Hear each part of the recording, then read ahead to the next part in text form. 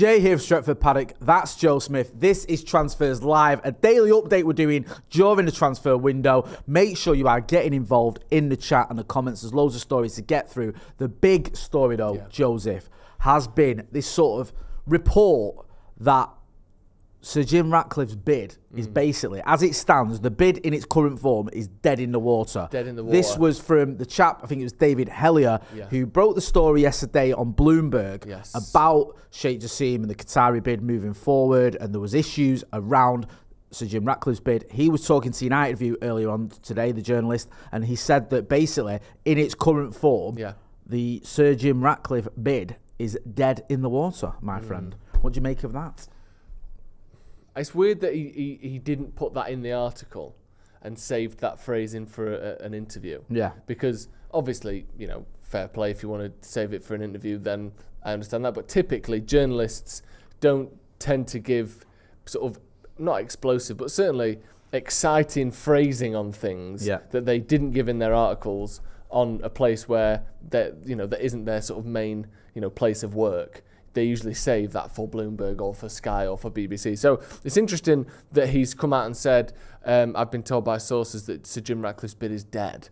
Because that's pretty huge, really, isn't it? That's saying that, unless something changes or something happens to revive that bid, then Jim Ratcliffe won't be buying Man United. And it only leaves two options, which is the Glazers to stay, which seems unlikely, or the Qatari bid with Sheikh Jassim being the successful bid. So it's very interesting that phrasing has been brought out today in response or as a kind of follow-up from that article that we saw yesterday at Bloomberg.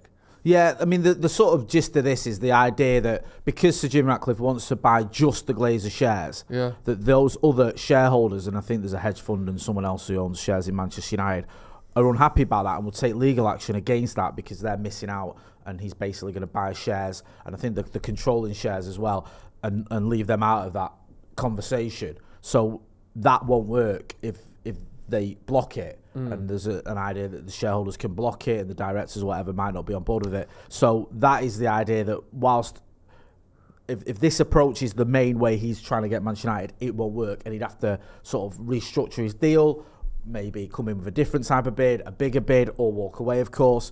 But the current form of his bid, which is to buy, I think 69% of the shares, just the Glazer shares, it won't work. It's not viable. That's what David Hellier was saying. I think Ben Jacobs, who we've had on the channel, has also elaborated a little bit on it as well. He's been on Twitter tweeting about it. So it does seem to me at the moment, and this has been in keeping with what we've been hearing over the last few weeks, that Sheikh Jassim is very much the front runner.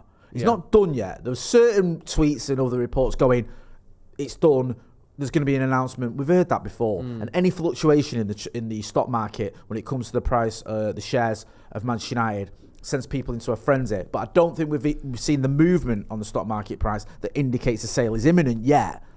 I mean, that could happen. It could happen today for all we know. Yeah. But I think what we've just seen is this little gathering of momentum, just one thing after another, that seems to be pointing towards Sheikh Jassim's bid being successful. There was the 9-2 Foundation sort of being registered. Again, on its own doesn't mean a lot. But when you also look at the fact that many outlets are now reporting that the fifth bid from Sheikh Jassim is now the sort of more favoured bid, then you look at other outlets reporting that Sir Jim Ratcliffe's bid is no longer viable, that it could face legal repercussions. Then you've got other outlets reporting that the news or the feeling around Sheikh Jassim's inner circle is that they've won. Yeah. So it's all adding up. It just feels like one thing after another that points towards Sheikh Jassim being successful.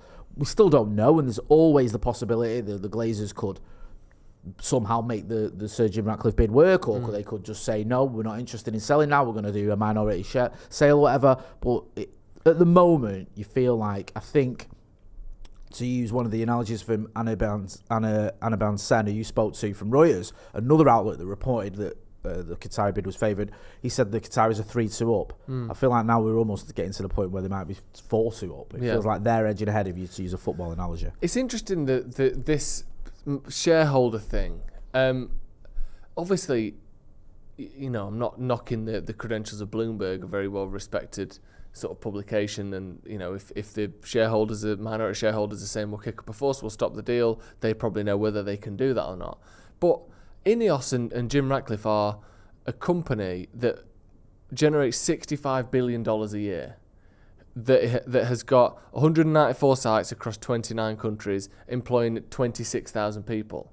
They aren't unaware of what is possible in terms of a business acquisition. Do you know what I mean? Yeah. They're not thick. No. They're not a bloke who's won the lottery and wants to buy United and thinks he can just buy all the shares. Like, they are richer, more powerful, generate more money than I would guess. Certainly the Glazers, no guessing required. And I would guess most of, if not all of, the minority shareholders of Manchester United. Yeah. So it would be a surprise to me for Jim Ratcliffe to put a bid forward that is sort of flawed, logistically impossible, legally flawed, or that. Yeah, no, I understand that people can kick up a fuss, and obviously these minority shareholders want their money and want their profit, because that's what Man United has become, unfortunately. But I would be somewhat surprised if Jim Ratcliffe hadn't thought of that. Yeah, do you know what I mean? I know obviously just because you're big in petrochemicals doesn't mean you know mergers and acquisitions, but he's got good lawyers. He'll have an entire team working on this deal. An entire team of lawyers who know about acquisitions, who know about purchasing shares, who know about the legalities of it all, and where the obstacles can be and how to solve the obstacles. So there does seem to be an element of naivety here, which you wouldn't associate with a multi-billion-dollar company. Ineos is comprised of 36 individual businesses. Right. Are you telling me they don't know how to acquire a new business? Yep. Like you said, this thing of, you can't buy it because the minority shareholders won't let you. Like you said, that has an element of naivety to it. Yeah. When you're making $65 billion a year, when you've had massive lawsuits because potential dumping of resources and waste and all the stuff that they've been through, and you've acquired 36 businesses currently that still exist, maybe could be dozens more than that no longer exist or have been sort of folded in, that your lawyers are shit hot. So it surprises me that it's one of the reasons that we're touted sort of Jim Ratcliffe out of the race is a sort of technical logistical technicality. That seems an unlikely oversight to me. There's several ways to look at it. You're right. The one way to look at that, by all means, get involved in the chat in the comments and hit that subscribe button as well, people. We want to get to 800,000 subscribers by the end of the week. The solstice. We can do that. Yeah, end of the summer solstice. We'll put a link in the chat as well for subscribe, so make sure you are hitting that. Yeah, there's lots of options here. The one option is that Sir Jim or his bid or whoever his team have just took it for granted they can get away with it. Yeah. And I've been naive and I've been arrogant and I've just thought, we'll just buy the Glazers shares and that'll be that. Yep. And we don't need to worry about the minority shareholders. They're just going to have to lump it. That is an option. That I'm not saying it's true or it's not, but that could happen. They could have been an element of, we're just dealing with the Glazers, don't worry about them, lot, they don't matter. And they got that one wrong. Yeah. Another option is that this is some sort of shenanigans from the Glazers to try and force either Sheikh Jassim to up his bid to get it over the line, or Sir Jim to come back with another bid, because the last bid we had tabled was from Sheikh Jassim, so they're probably they might be thinking maybe we can get Sir Jim to come back in with another one. That could happen. It could be that the minority shareholders have got it wrong, that they've said this and they're taking action even though they don't have legal grounds for it. Yeah. Or I think a fourth option is that it's somewhere in between, where it could be an option that they can go to court, but Sir Jim feels confident he can defeat that. Yeah. He says they might push back on this, but if they do, we can push back on them. Someone made a good point here. Mr. C said, not necessarily the case that Ratcliffe is out of the race, but maybe the minority shareholders could just frustrate and delay the process, which ends up making Qatar seem more appealing and then getting their big payday. That's another option. That's a fifth middle option, ground, which I kind of like. Yeah, where it causes enough dramas and the Glazers go, do you know what? We want a deal done. Sheikh just seems here with his dough. Yeah. Let's go there. The one thing that's sort of, maybe this indicates why I've always found odd with the Sheikh Jassim bid is, we know, unless you're completely naive, and I'm not, and I just don't see any other way, that this is a bid that has access to the Qatari fund. It does. It has access to that wealth, which is almost limitless. And we think the reason it's not got over the line so far is because Qatar or Sheikh Jassim have valued the club at around 5 billion. The Glazers value it at 6 billion. Now everyone was saying, why don't he just do a bid that's 6 billion? He's got that much money, or he's got access to that much money. Blow him out of the water and just go, right, that's it. Give me the club, and we can all move forward and we can crack on with it. Yeah. Because if you've got that much money at your disposal, why wouldn't you do that? And maybe one of the reasons is because he's got his own ways of looking at it and going, look, there's issues here. We don't need to spend 6 billion quid because this Sir Jim Ratcliffe bid is flawed. Yeah. Maybe that is an option as well, where they've looked at it, because he's got lawyers, obviously. They've both got teams of lawyers. So he might have gone, look, you can get it for 5 billion. You're not going to, even if they've got access to loads of money, they're not going to waste £1 billion they don't need to spend. No. So he might have looked at it and gone, look, Sir Jim Ratcliffe's bid is flawed. It ain't going to happen. 5 billion will be enough to get this over the line. Yeah. Stick with that. Maybe that is an option. Again, I don't know. No. I'm the least ITK person when it comes to this sort of thing. Yeah. But that could be a reason why we haven't seen this blow you out of the water bid that everyone was suggesting a few months ago from Sheikh Jassim, because they know they can actually get it for closer to 5 billion than 6, which would make sense, because you're not just going to waste £1 billion. No matter how rich you are, that's still a huge amount of money. Yeah. What are the comments saying? What are the chats saying? So there's a bit of a mixed bag. Some people sort of think that eventually it will end up in Qatar's hands. Some people saying that do we think that we know more than the Bloomberg guy? I'm not saying that at all. All I'm saying is, obviously, no one said that. He knows more than me about finances. All I'm saying is, it would stand to reason that Ineos know a fair thing or two about mergers and acquisitions as well. That's all I'm saying. Yeah. And it would be surprising if their bid can't go through because of logistical and litigation-based errors in the bid. That would be, to me, stupidity on their part, which you don't expect from a company of that size, do you? And I don't think we're saying he's wrong. He's obviously got his sources, which he's standing by, and I get it. Yeah. And they're saying, look, the minority shareholders are kicking off about that. The question is, how has that been allowed to happen? Is it arrogance by Sir Jim Ratcliffe and his people? Is it naivety by them? Or is it a case of they know this could happen and they feel confident that they can push back on it? Or is it some of the other things we've mentioned as well? I'm not questioning David Hellier's suggestions at all, because obviously he's a financial journalist and he knows far more about these kind of things than we do. But there are questions there as to how it's got to this point, especially 6 months into the process. Yeah. Because Sir Jim Ratcliffe's bid has always been around this kind of deal. It's always been structured this way. So why is it taking so long as well, which is odd? Shoot Neutrality, who seems to know a lot about these matters, saying that they do actually have legal grounds, Jay. If you could tell us what those legal grounds are, let us know. That'd be great, because he seems to know a lot about litigation. So if you could tell us. If they have got legal grounds, though, that begs the question is, why didn't Sir Jim see this coming, or his team see this coming? Yeah. I'm not saying they don't, but if they did, why did they just think we can get away with this? And also, explain why has this just happened now? That's the odd thing. We've known Jim Ratcliffe's bid has been for not the entire club since January. Yeah. Why has it taken 6 months for the rumours that the minority shareholders might be a bit pissed off to start? There might be reasons for that. Yeah, let us know. Exactly. If you do know, your man there, if he does know, explain it to us. Seems to know. Because that is, to me, odd. It's just surprising that we've got to this point where you think the takeover's going to happen, and then all of a sudden it's like, actually, it wasn't that long ago. Sir Jim was the favourite. Yeah, he looked like he was going to be in 2 weeks ago. Yeah. So why did that not come up then? I know there was rumours, weren't there, around 11th of June that there could be some issues. So just tell us, if you know why, you can explain it, why this is happening now. And if you do know, or if you do sort of know, you haven't got a crystal ball, but if you can give us a heads up on what you think this means, let us know. Any more comments, any more chat? We've got a super chat from Castub. If I'm getting that wrong. It says, great to see you folks as always. I've been following Stretford Paddock for more than 10 years and love being part of the community. Cheers. Thank you. We love having you as part of the community. Thank you very much. Very interesting one.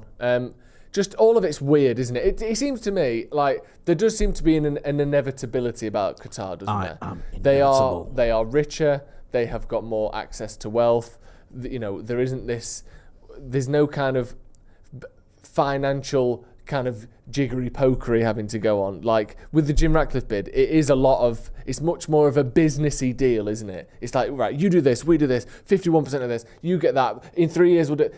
Sheikh Jassim's is much more clear, much more, I will give you this money and I will own the whole thing. Yeah. It's much more akin to, buying something at a supermarket, isn't it? What does this loaf of bread cost £1.20. Here's £1.20. My loaf of bread. Whereas Jim's is, right, I'll buy the first half of the loaf of bread off you for 80p. You still own a bit of it. Which values the loaf at £1.60. Yeah. And then I'll buy the rest of the loaf off you at a rate of 20p per slice. Like, that doesn't make sense to me. Whereas, we'll give you $5.5 billion. I get that. Yeah. So, and I think the Glazers, as much as they've grown up in business, they aren't great business people. They're not. The kids of a relatively the spoiled brats have been saying this since day one. You can't even respect them as business people that managed to manoeuvre this in terms of the ownership of Manchester United.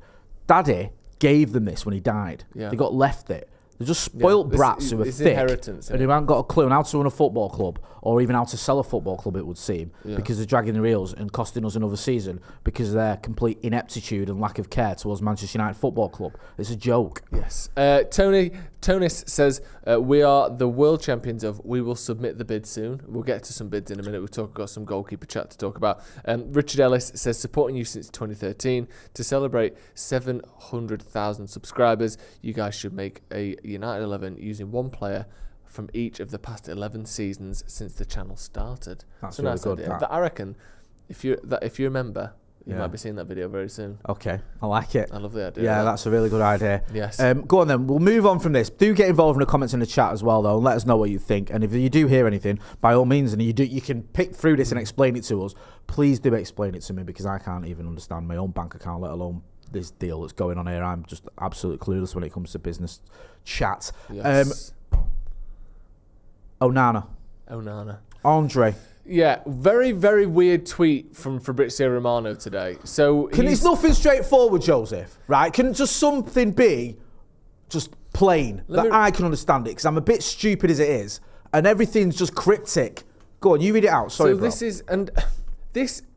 Before I read it out, this immediately strikes me as a sort of a language hiccup. Right, and I don't want to criticise anyone who English isn't the first language. But Fabrizio Romano's English is fantastic. Of course, it's better than mine. I've read, at this point, thousands of tweets by Fabrizio Romano. He doesn't struggle to get his point across in English. That is not... We've interviewed him on this channel, and his English was the best one on that interview. Exactly. So he said, Manchester United had new direct talks. Right, that makes sense. We're chatting directly to Inter Milan. This is talking about Onana now. To be informed on Andre Onana deal in the last 24 hours. He's highly rated by Ten Hag. Man United still want to clarify the Hayes situation before deciding on an official proposal. Like, I understand all that. Inter want at least 50 to 55 million. Fine, perfect, get that. What does Man United had direct talks to be informed on Andre Onana deal in the last 24 hours means? Obviously, the 24 hours bit, I get that timeline. But direct talks to be informed on Onana deal, what does that mean? It's confusing, that, isn't it? And he's not usually that. And sometimes he does do a little bit where you go, all right, you're not really telling us much there. We've had a few of them. But that is very... It's a weird way of wording it. To me, basically... I don't get it. What it seems like he's saying is, we've rang them and said, we're keeping an eye on Onana. What do you reckon? Like, I don't... Because United have asked to be informed on the deal. Informed? We're part... Like... If you're buying a player, you don't ask someone to be informed on that deal. You are the deal. Yeah. How many pieces are moving in this deal where, like, keepers... Oh, by the way, can I buy your jacket off you? Anyway, Jay, keep me up to date on selling that jacket, yeah? No, it's me and you have a conversation about buying the jacket. It's very odd. And I'm not questioning his sources or him himself. He's obviously tier one. And again, his English seems great. So it's very ambiguous. I don't get it. I don't know what it means. No. So it's almost meaningless. Yeah. To me, unless people think, "Well, you're about Jay. That just tells us this, that, and the other." But by all means, if you think it tells us something, then let me know in the chat and the comments what you think it says. Because at the moment, to me, it doesn't mean anything. Yeah. Are we buying him? I don't know. Are we having talks with him? Potentially. Have we started talks? Not really. Yeah. We've had direct talks to be direct informed. Talks, but those talks were asking to be informed on the deal. But you don't. If you're in a deal, you are doing the deal. You're not being informed on it. You're in it. Do you know what I mean? You're making it happen. You are the deal. It's just there is. Listen, it's only early days, and if we have to wait a few weeks to get Onana over the line, it's not the end of the world at all. I just hope we do get this deal done, because I don't want to be sat here in August going, we need another goalkeeper. Well, we've got an article that came out 16 minutes ago since we went live from the Times, who are Tier 1. Yes. Obviously very highly respected. It's Paul Joyce as well, so really highly regarded journalist, saying Manchester United have made contact with the Inter Milan goalkeeper Andre Onana as discussions continue with David De Gea over his future. Talks will continue between both parties, though. In the meantime, United have checked on the Cameroonian international Onana, 27. The player is well known to Ten Hag, having played under him. Inter aware of the interest in Onana and value him at £52 million. Which I believe is 60 million euros, but United's transfer plans are complicated by the fact that they must first be mindful of the Premier League profit and sustainability rules after last summer's 200 million spending spree. We've got around 100 million, etc. Ideally, that sum was stretched to bringing in a midfielder, a striker, and potentially a keeper, and that's pretty much it. So that indicates to me that United and Erik ten Hag are still thinking that David De Gea can be our number one goalkeeper. That is an option. That is the option, is we keep him as number one and we go out and we get Mason Mount and a striker. I think that'd be insanity. Yeah. I'm sorry. It would. And I like David De Gea, I respect him, I do. He's done so much for this club over the years. But I just don't think he's the guy anymore. No. And it's not like you're talking about one midfielder in a team. We're talking about our number one goalkeeper. So you're going to keep him as your number one goalkeeper and just carry on. It doesn't make any sense to me, that. It really doesn't, especially as well when you've got a goalkeeper who's available, who Erik ten Hag knows, and who plays the way that Erik ten Hag seemingly wants to play. It baffles me. Can I tell you a little story about Andre Onana? Yeah, please. Which you might know already, and I'm sure some people at home will, but some people at home won't, so it's worth talking about. Did you know that in November 2022, he was dropped from the Cameroonian World Cup squad for refusing to play a more traditional style of goalkeeping? Like, they said to him, so this is in the Independent, Andre Onana has been dropped from the World Cup squad following an alleged training ground argument with manager Rigobert Song. He said, Onana played in Cameroon's first match of the tournament, a 1-0 defeat, but was absent from the official team sheet for the 3-3 draw against Serbia. Spanish outlet Marca claimed that the Song took issue with Onana's high-risk style, playing out from the back with his feet, which was the catalyst for the heated argument. Song said he dropped the goalkeeper for disciplinary reasons, but didn't give any specifics. And basically, it came out afterwards that he refused to not play aggressive on the floor. I'm passing it out and dribbling out where I possibly can football, to the point where he just left the World Cup. Roy Keane-esque. I love that. He's going to be someone that if we sign him, in 18 months or 2 years after we sign him, everyone will either love him or hate him. Yeah. Because he's a character and he sticks to his guns and he takes risks all the time, even if it means getting dropped for a World Cup. He's willing to do it. Like, he's just an exciting person, and I absolutely would love to have him at Man United. But what do you make of that? Do you like that? Do you think it's a bit petulant, maybe, or do you think, fuck it, it's funny, innit? Do you know what I mean? It's a bit fall weird. in the latter. I think it is quite amusing. Yeah. And listen, international football's odd. You always have fallouts and kickoffs in international football in the camp. We even had it in England, was it Ben White who went home early under a bit of a cloud? Yeah. You've had it in so many different camps and groups and countries. It's not just a Cameroon thing. It's happened, like I said, with England. It happens with a lot of teams. It is quite amusing. Foden, yeah, and stuff like that. So, listen, there's no point in, saying it doesn't happen to other teams. Kind of amusing, a little bit disconcerting that he just thinks, all right, yeah, I'll just play it. It's a World Cup, it only comes around every 4 years. We might not even get to another one in my lifetime. I'll just toe the party line. He's sticking to his guns that much. But it makes a refreshing change, because I think we need a goalkeeper who's got confidence and wants to play at the back and loves playing at his feet, which is the criticism's level at David De Gea. We don't do that. And you've got a guy who's so determined to do that, he's willing to not play in the World Cup if it means compromising his integrity. Let's talk about Tommy Heaton. Interesting. Erik ten Hag. Never thought I'd say that, to be honest. Erik ten Hag has blocked Tommy Heaton's move to Luton after the situation at the club has changed following the withdrawal of David De Gea's contract. Ten Hag has told Heaton that he will not be allowed to leave the club this summer, despite De Gea, I think that should be. Oh no, despite Heaton. Despite Heaton wanting out. Yeah. The club face the prospect, as things stand, of going into the new season with Heaton as their number one United's other first-team squad goalkeeper, Dean Henderson, who spent last season on loan at Forest, has had surgery on a thigh injury sustained in January. So basically, I want to just get to this now. So Tom Heaton wants to get out to Luton. Yeah. The club has said, "Nah, you're not going anywhere." Yeah. Because we've just withdrawn David De Gea's contract, so we need you.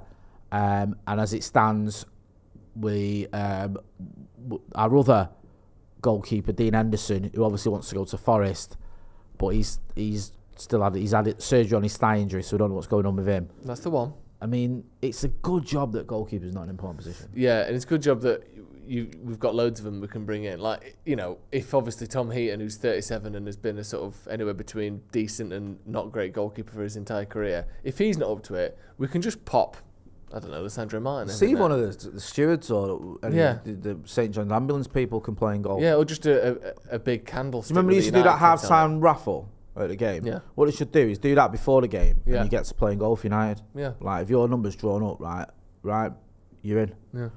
But the 7 years old don't matter. They've won the raffle. Rules are rules. The kit's too big. Do you know what I mean? Just get them in goal, give them a pair of gloves. It's a shambles. It's a shambles. I don't like being melodramatic. It's only June. But you've got a goalkeeper who we don't even know what's going to happen with him. He's got 2 days left before he's got to make his mind up, I think. His contract's been withdrawn. He might end up staying. He's not good enough, in my opinion. You've got another one who's 37, who's not the calibre you want if you want to improve on a third-place finish in the Premier League. No disrespect to Tom Heaton. And you've got another one who, judging off his interviews, hates Manchester United Football Club, and he's also recovering from surgery. Yeah. So he's not even going to get a chance to show himself at pre-season, is he? Those are your options. It's ridiculous.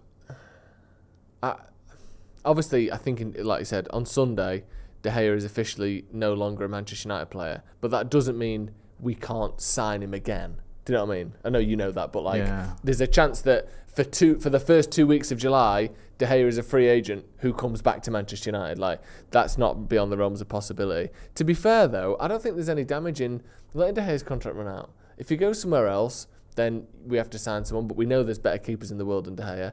If he leaves and we give him a contract that we think is fair, and maybe we're not guaranteeing that you're going to be the number one, and it's a much reduced contract, then we've got a decent goalkeeper as a potential backup for a quarter of what he's on now.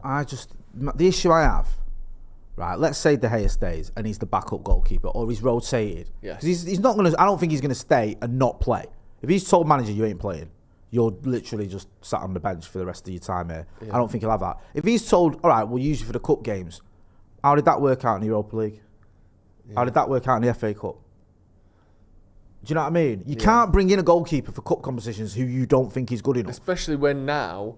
I don't know De Gea historically has done really well. I'm talking about recently. But we're in the big cups. Yeah. What cup do you not mind losing in? It cost us goals against Sevilla. Yeah. That goal, was it Sevilla's third, had me laughing. Yeah. It was that comical. Yeah. When he gave the ball away and then fell over. It was ludicrous. Yeah. And then you had the FA Cup final, which... I know it's only the FA Cup final. It's only against Manchester City. It's only stopping them winning the treble. It's not like it was a big game. I know. But for the second goal, at least, he wasn't great. No. And I just don't see it happening, man. I just don't see how you can say, all right, keep him and just bring him in for cup games. And what, we just don't win cups then? I'm not saying he's definitely guaranteed to cost us a cup because we won the Carabao with him in goal.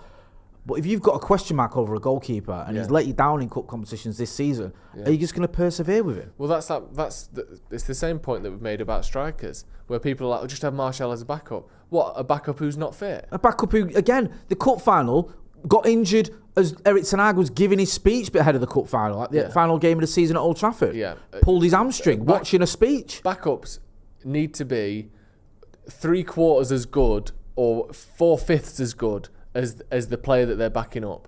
Not a quarter as good or a quarter as good or a quarter as available. Like, Martial needs to be fit to play 50 games next season. And if he's not worth it as a backup. De Gea needs to be good enough to win you the games he's backing up. And if he's not good enough. So, yeah, that's a good point, actually. You might be right. To me, it just doesn't make any sense. You're either good enough to play for Manchester United or you're not. Yeah. And if you're not good enough to play for him in cup competitions. Yeah. Because I'd like to win some trophies. I was going to say, there's no games that United are happy to lose. Yeah. So if you're not good enough, then you're not. You might think David De Gea is good enough. Fine. Okay, that granted.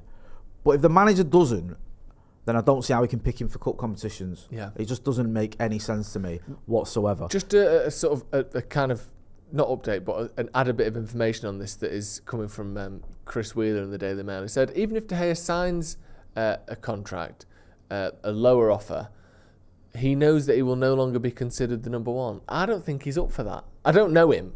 He might just love Manchester. He's been here 12 years. He's happy.